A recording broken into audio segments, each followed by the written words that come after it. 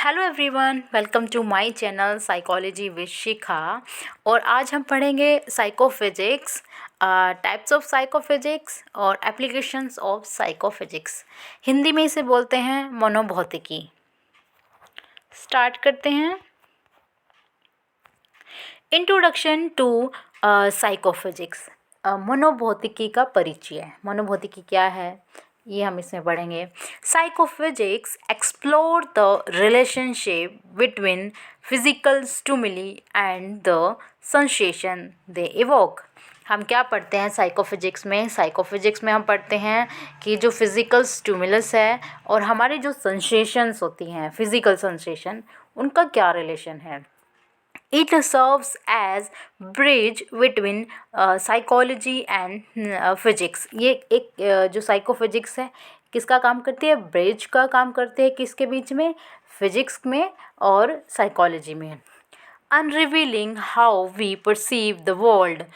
कैसे हम वर्ल्ड को परसीव करते हैं, इसका ईजीएस्ट एग्जांपल है जैसे हम किसी फ्लावर को देखते हैं तो हम उसको कैसे परसीव करते हैं। परसीव करने के बाद इंफॉर्मेशन ब्रेन में जाती है और उसके बाद हम उसको कहते हैं ब्यूटीफुल फ्लावर, या हम उसका कलर भी बता सकते हैं। तो हम साइकोलॉजी में, साइकोफिजिक्स में उसको पढ़ते हैं कि कैसे हमारी सेंसेशन, जो फिज़िकल वर्ल्ड में जो स्टिमुलस हैं, वो कैसे हमारी सेंसेशन को इम्पैक्ट करते हैं, प्रभावित करते हैं। This presentation will delve into its methods and implication, revealing the integrate dance between our senses and the environment, कि कैसे हम environment के साथ अपनी senses को यूज़ करते हैं, हम इस presentation में पढ़ेंगे। नेक्स्ट है द फाउंडेशन ऑफ साइकोफिजिक्स। जो साइकोफिजिक्स है उसकी फाउंडेशन क्या है? आपको पता होगा कि जो गुस्टर फेक्नर हैं वो साइकोफिजिक्स के क्या हैं? फादर हैं। इन्होंने 1860 में साइकोफिजिक्स को क्या किया था? इसमें इन्होंने बहुत सारी चीज़ें एक्सपेरिमेंट की थी और ये एक फिजियोलॉजिस्ट थे और इनकी रुचि जो थी, इनका जो इंटरेस्ट था वो साइकोफिजिक्स में था। अब चलो हम ये पढ़ते हैं। The foundation of psychophysics. Psychophysics is rooted in the study of sensation, sensory perception. जो साइकोफिजिक्स है वो उसका फोकस कहाँ होता है? सेंसरी परसेप्शन में। जैसे ईयर से हम इंफॉर्मेशन लेते हैं, हम लाइक स्किन से जब हम कोई चीज़ टच करते हैं तो उससे हमें इंफॉर्मेशन मिलती है फिज़िकल वर्ल्ड में। वो चीज़ें हम कैसे करते हैं, जो साइकोफिजिक्स में उसको स्टडी करते हैं।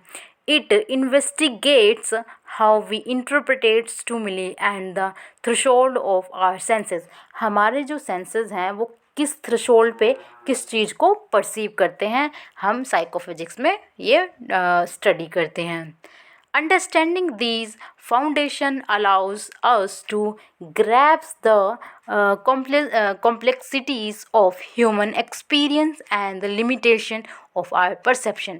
हम साइकोफिजिक्स में पढ़ते हैं कि किसी को परसीव करने के, स्टिमुलस को परसीव करने की हमारी जो कैपेसिटी कितनी है, हमारा थ्रेशोल्ड का मतलब होता है वो लिमिट कितनी है। जैसे जब हम वार्म वाटर को देखते हैं, गर्म पानी को देखते हैं और उसमें डिप करते हैं फिंगर, तो कितनी सेंसेशन पे हमें वो गर्म पानी जो महसूस होता है, हम उसका क्या थ्रेशोल्ड है वो भी हम इसमें क्या करते हैं? स्टडी करते हैं। तो ये द फाउंडेशन। आगे पढ़ते हैं मेथड्स ऑफ मेज़रमेंट। क्या मेथड्स हैं, हम कैसे मेज़र करते हैं? Psychophysics employs various methods to quantify sensory experience। वो सारे methods हैं जो relationship of our sensation and physical world जो understand करती हैं। आगे है techniques such as threshold measurement, scaling and signal detection। एक तो है थ्रेशोल्ड मेज़रमेंट। थ्रेशोल्ड मेज़रमेंट में क्या होता है कि जैसे अगर हमारे हाथ पर नीडल से उसको टच किया जाए तो पता चलता है कि किस लिमिट तक हमें पेन फील होता है। एक बार टच करने पे, 2 बार टच करने पे, तो उसका क्या है, ये थ्रेशोल्ड मेजरमेंट है।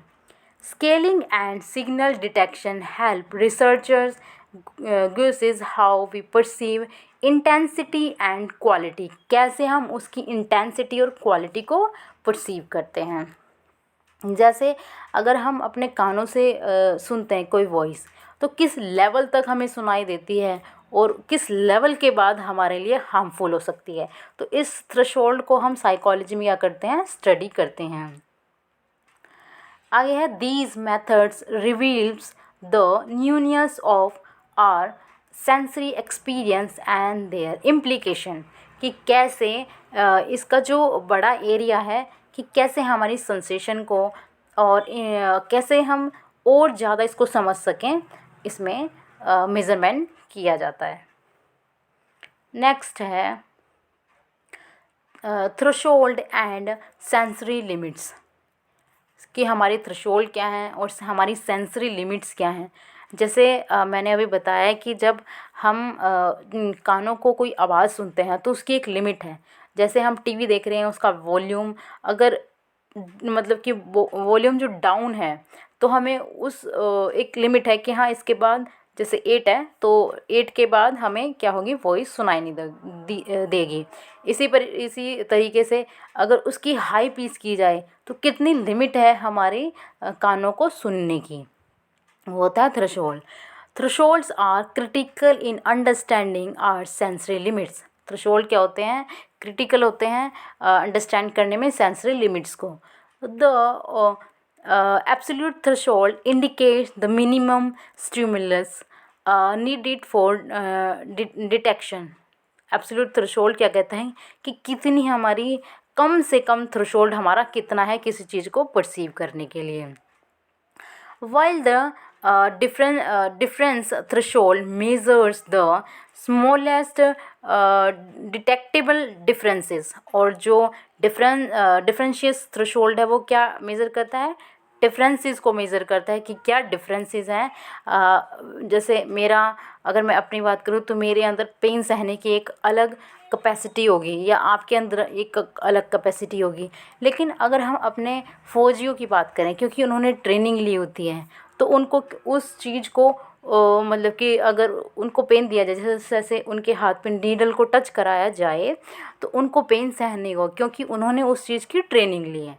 तो इसको हम डिफ्रेंशिएट करते हैं कि आम इंसान उसको कैसे फील करता है और जो दूसरा इंसान है उसको कैसे फील करता है। These concepts highlight the variability in human perception and the challenges in sensory perception. ये एक चैलेंजेस भी हैं, क्योंकि हम सबका कॉग्निशन अलग होता है, उसको इंटरप्रेटेट करने का वे अलग होता है। तो कई बार ये चैलेंजेस ही बन जाता है साइकोफिजिक्स में। फिज़िकल वर्ल्ड जो स्टिमुलस होते हैं और हमारे जो परसीव करने की जो सेंसेशन होती है उसको स्टडी करने में। तो ये था। आगे है एप्लीकेशन इन रियल लाइफ। जो साइकोफिजिक्स है उसका क्या रियल लाइफ में क्या एप्लीकेशन है। Psychophysics has profound applications across various fields, from marketing strategies that leverage sensory perception to advertisement in technology and healthcare। जो साइकोफिजिक्स है उसका कहाँ कहाँ प्रयोग किया जाता है, मार्केटिंग स्ट्रेटजीज़ में। कुछ प्रोजेक्ट ऐसे बनाए जाते हैं, कुछ कलर्स ऐसे सेलेक्ट किए जाते हैं। तो मार्केटिंग में जैसे आपने देखा होगा कि रेस्टोरेंट में ज़्यादातर जो इंटीरियर है और एक्सटीरियर है वो बहुत आकर्षक बनाया जाता है, बहुत अट्रैक्टिव बनाया जाता है।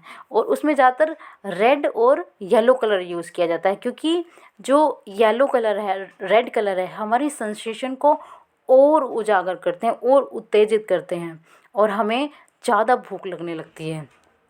तो इस कॉन्सेप्ट को वो रेस्टोरेंट और वो लोग साइकोफिजिक्स को जानते हैं और वो उसका यूज़ करते हैं।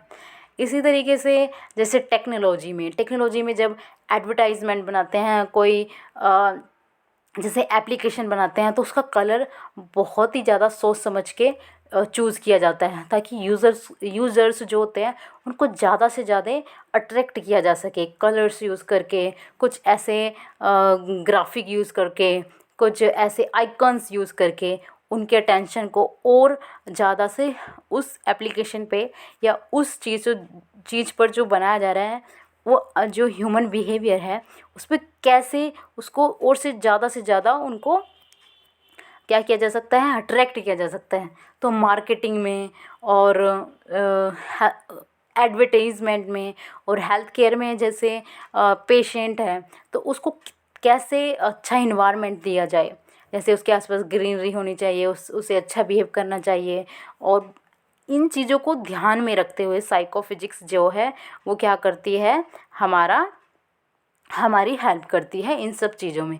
Understanding psychophysical principle can enhance users experience and improve wellbeing. इससे क्या है कि जो साइकोफिजिक्स है वो ये सब अंडरस्टैंड करके ह्यूमन बिहेवियर को, ह्यूमन लाइफ को, उनकी वेलबींग को बढ़ाना चाहती है।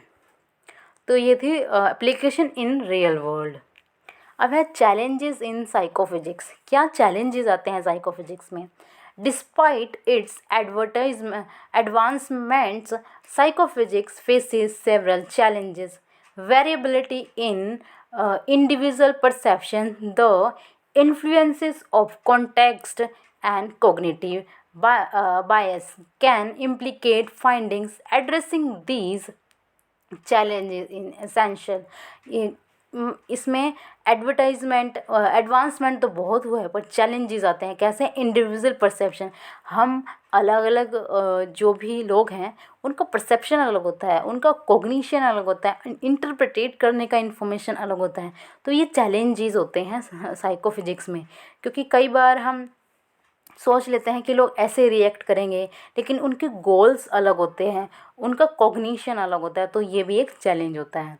आगे है addressing these challenges is essential for referring methods and enhancing our understanding of sensory experience.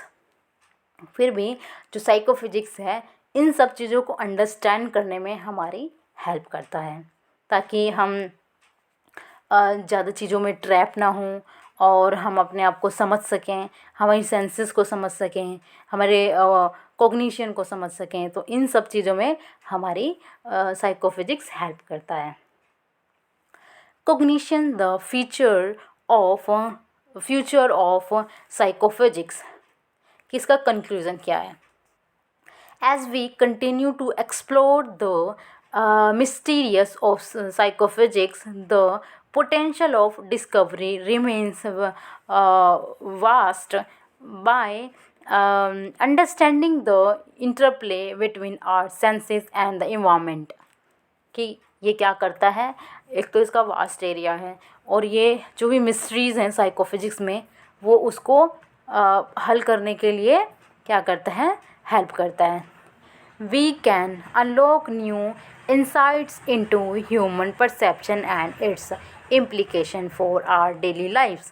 और ये हमारी डेली लाइफ को और बेटर करने में साइकोफिजिक्स हमारी हेल्प करता है ताकि हम जल्दी से ट्रैप ना हो।